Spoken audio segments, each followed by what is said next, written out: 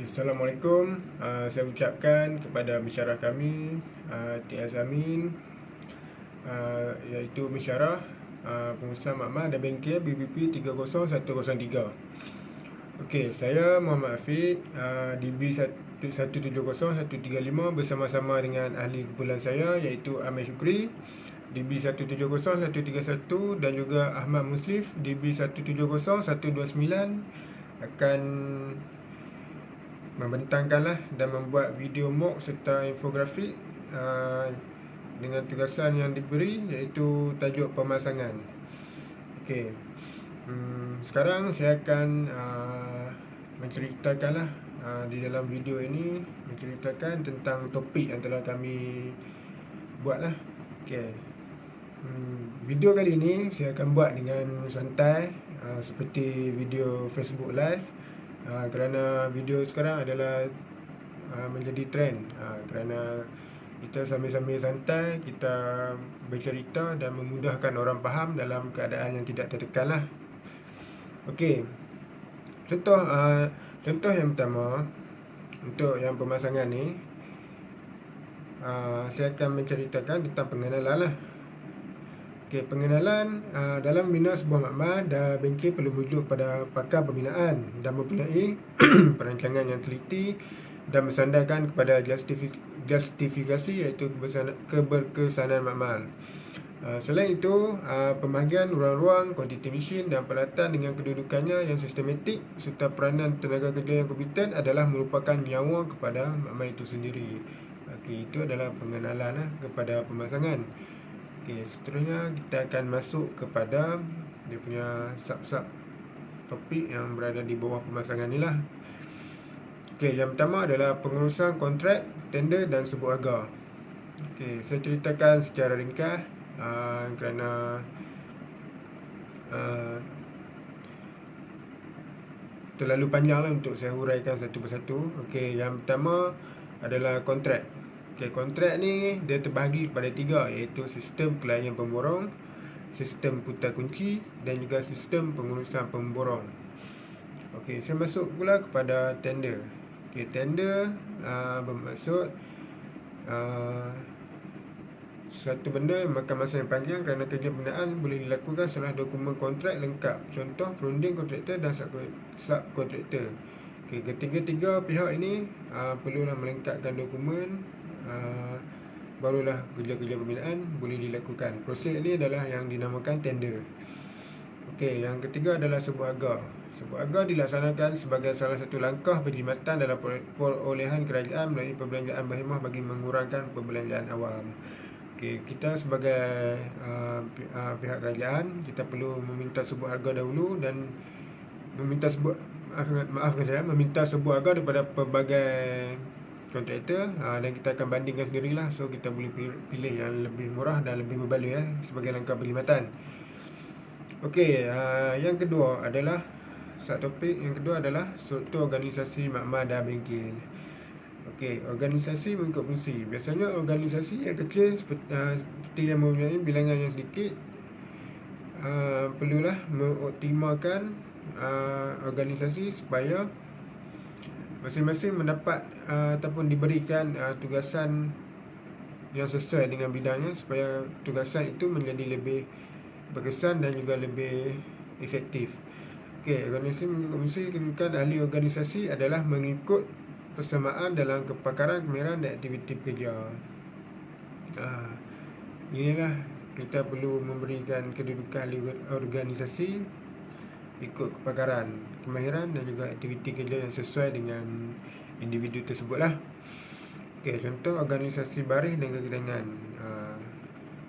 Ini adalah dengan adanya pembahagian tugas yang jelas antara kelompok pekerja.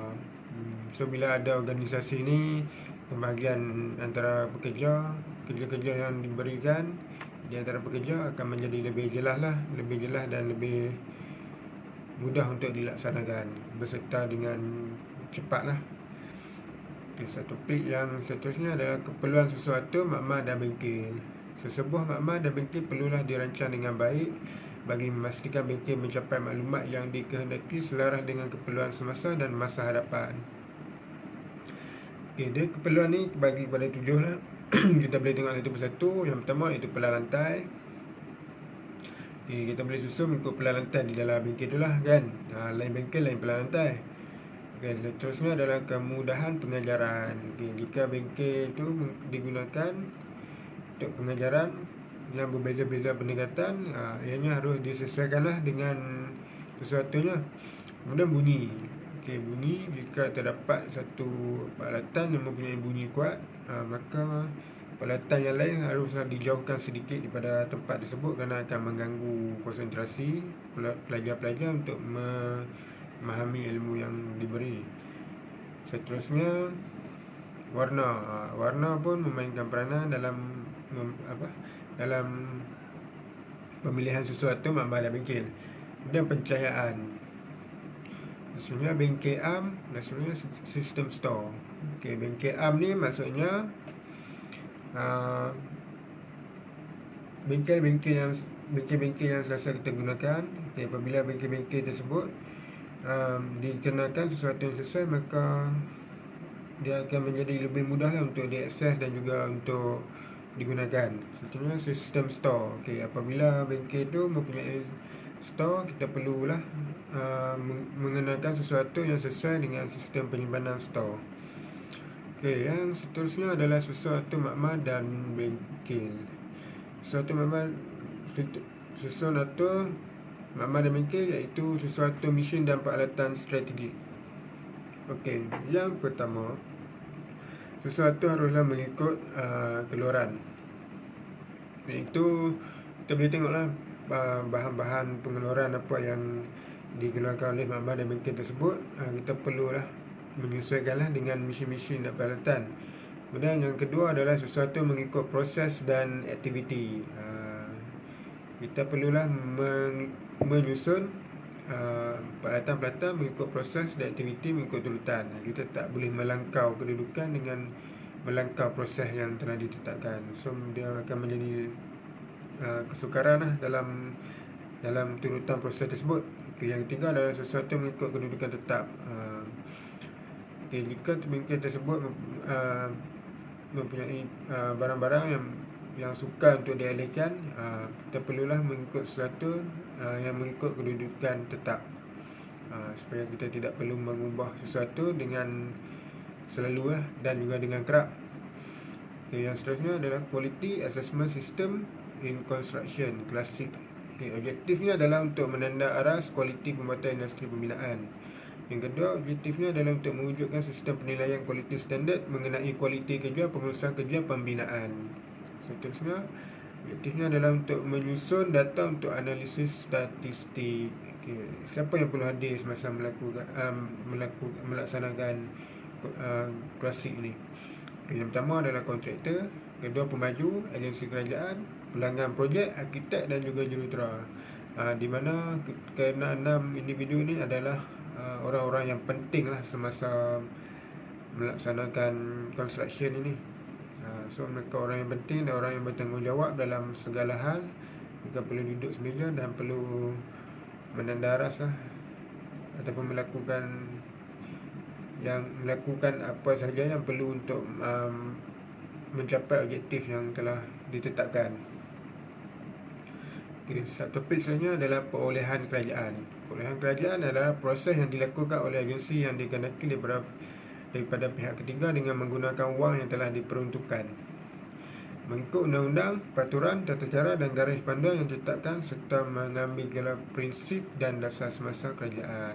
Untuk bangunan-bangunan kerajaan, makmal dan bengkel kerajaan, diperlulah mengikut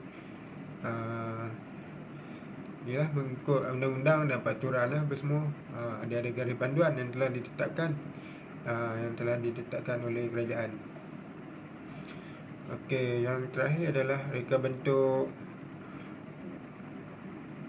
blueprint, iaitu pelan lantai, makmal dan bengkel.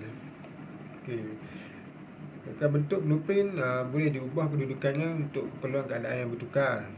Kemudian perlu menggunakan isi padu yang maksimum bagi ruang yang diperuntukkan bagi mesin dan peralatan makmal. 3. Ruang makmal yang mempunyai darjah penglihatan yang tinggi. Kemudian suasana di dalam makmal mesti selesa bagi tenaga kerja. Kemudian tahap amalan dan sistem sokongan bagi keselamatan dan kesihatan di dalam makmal perlu maksimum. Kemudian pergerakan dalam makmal minimum serta kedudukan mesin dan peralatan mudah diakses dan tidak merumitkan penyelenggaraan. Itulah sekian saja daripada saya, kumpulan yang melibatkan topik pemasangan. Okey, sekian, terima kasih. Assalamualaikum.